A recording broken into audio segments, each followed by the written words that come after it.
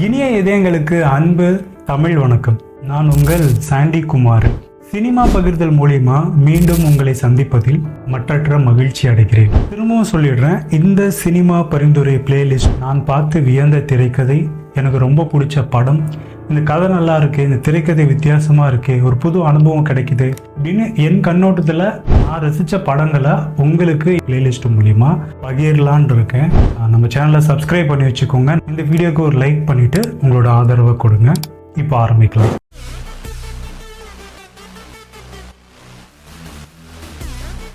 இன்னைக்கு பார்க்க போற முதல் படம் 2023 வெளியான ஹர்ஹராங்கிற திரைப்படம். ஹர்ஹரா அப்படின்னா அஞ்சல்காரன். இந்தியாவில் முதல் அஞ்சல்காரனா இருந்தவருடைய கதை தான் இது. காளி வெங்கட் நடிச்சிருப்பாங்க. இந்த படத்தோட இயக்குனரே கதாநாயகனாகவும் நடிச்சிருப்பாங்க. காளி வெங்கட் அந்த மலைவாழ் கிராமத்துல ஒரு போஸ்ட் ஆஃபீஸில் போஸ்ட்மேனாக இருப்பார். அந்த ஊரையும் பிடிக்காது, அந்த ஊர் மக்களையும் பிடிக்காது. ஏன்னா ஒரு மலையில் ஒரு போஸ்ட் ஆஃபீஸு காட்டுக்குள்ளே தான் போய் போஸ்ட் எல்லாம் கொடுக்குற மாதிரி இருக்கும். அவருக்கு ரொம்ப சிரமமாக இருக்கும், பிடிக்காது. ஆனால் அந்த ஊர் மக்கள் எல்லாருமே காளி வெங்கட் அந்த போஸ்ட்மேன் மேலே ரொம்ப பிரியமாக இருப்பாங்க.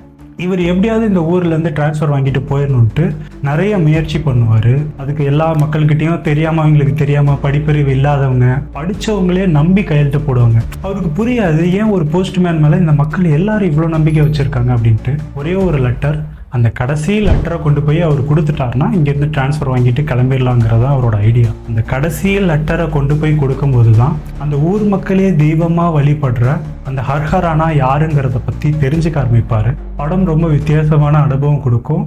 IMDbல 10க்கு 7 ரேட்டிங் கொடுத்துருப்பாங்க. அமேசான் பிரைமில் அவைலபிளாக இருக்குது. மறக்காமல் போய் பாருங்கள், உங்களுக்கு பிடிக்கும்.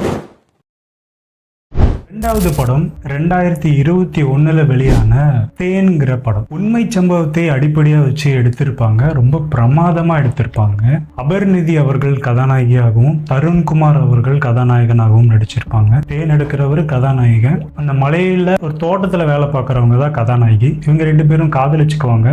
அந்த ஊர் படி ஒரு சில சம்பிரதாயங்கள் இருக்கும், அது எல்லாமே வித்தியாசமா இருக்கும். அந்த சம்பிரதாயத்தை படி இவங்க 2 பேரும் சேர்ந்து வாழக்கூடாதுன்னு அந்த ஊர் மக்கள் சொல்லுவாங்க. அதெல்லாம் மீறி காதலிச்சு கல்யாணம் பண்ணிக்குவாங்க. கொஞ்ச நாள்லயே அந்த மனைவிக்கு ஒரு நோய் வந்துடும். அவங்களுக்கு ஹாஸ்பிட்டல் வசதி கிடையாது, ரோடு வசதி கிடையாது. அங்கிருந்து அந்த காட்டுக்குள்ளேயே இருந்து கீழே மெதுவா இறங்கி வந்து தான் ஹாஸ்பிட்டலுக்கு வரணும். நீங்க ஹாஸ்பிட்டலுக்கு வந்து சேர்த்தா காப்பீடு திட்டம் இருந்தா உங்க மனைவியை காப்பாத்திடலாம், அது மூலியமா உதவி பண்ணலாம்னு சொல்லுவாங்க. இவர்கிட்ட ஆதார் கார்டு அந்த மாதிரி எதுவுமே இருக்காது. ஆதார் கார்டு ரெடி பண்றதுக்காக அலைவா அப்படி அலைஞ்சு திரிஞ்சு ஆதார் கார்டு ரெடி பண்ணி மனைவி எப்படியாவது காப்பாத்திடலான்ட்டு கொண்டு போய் பார்த்தா எல்லாமே கிடைச்சிடும். கடைசியா அங்க இருக்கிற மக்கள்லாம் எதனால பாதிக்கப்படுறாங்க அப்படின்னா, அந்த அருவி நீர், மலையில வர அருவி நீர்ல தான் அந்த ஊர் மக்கள்லாம் குடிப்பாங்க. அந்த தண்ணியில ஒரு பெரிய ஃபேக்டரியோட கழிவு நீர் கலந்துரும். உண்மை சம்பவத்தை அடிப்படையா வச்சு எடுத்திருப்பாங்க. நீங்க இந்த மெர்சல் படத்துல பாத்தீங்கன்னா கிளைமேக்ஸ்ல வந்து விஜய் அவர்கள் ஜெயில இருந்துட்டு டிவி பார்ப்போம். அப்படியே அந்த டிவியில ஓடும் இந்த காட்சி. மனைவியை வந்து தூக்கிட்டு போக ஆம்புலன்ஸ் இல்லாம, ரோடு வசதி இல்லாம அவர் வந்து தோல்ல சுமந்துக்கிட்டு கணவன் எடுத்துட்டு போற மாதிரி ஒரு காட்சி. ரொம்ப ஒரு எமோஷனல் டிராமாவா இருக்கும், ஒரு வித்தியாசமான படமாவும் இருக்கும். பாருங்க. IMDbல 10க்கு 8 ரேட்டிங் கொடுத்துருப்பாங்க. சோனி லைவ்ல அவைலபிளா இருக்கு.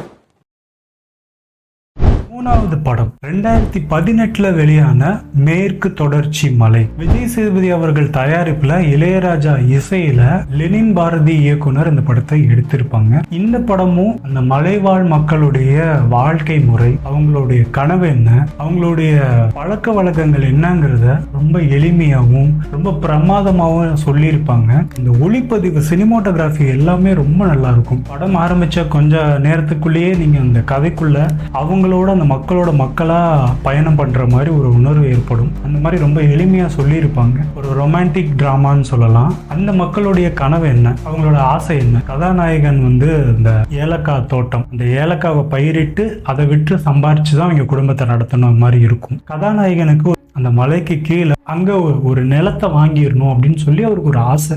அந்த கனவு ஆசை நிறைவேறிச்சா இல்லையா, முடிவு என்னாச்சு அப்படிங்கறதுதான் படம்.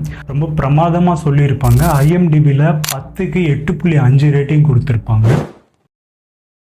இப்ப சொன்ன இந்த 3 படமுமே மலைவாழ் மக்களை பத்தின படம் தான். ஆனா 3மே வித்தியாசமான கதைக்களம், வித்தியாசமான திரைக்கதை, ஒரு புது அனுபவம் உங்களுக்கு கிடைக்கும். பாருங்க. இந்த வீடியோக்கு ஒரு லைக் பண்ணி சப்போர்ட் பண்ணுங்க. அடுத்த ஒரு வித்தியாசமான வீடியோவில் உங்களை சந்திக்கும் வரை உங்களிடம் இருந்து விடைபெறுவது உங்கள் நான் சந்தோஷ். நன்றி. தமிழ் வணக்கம்.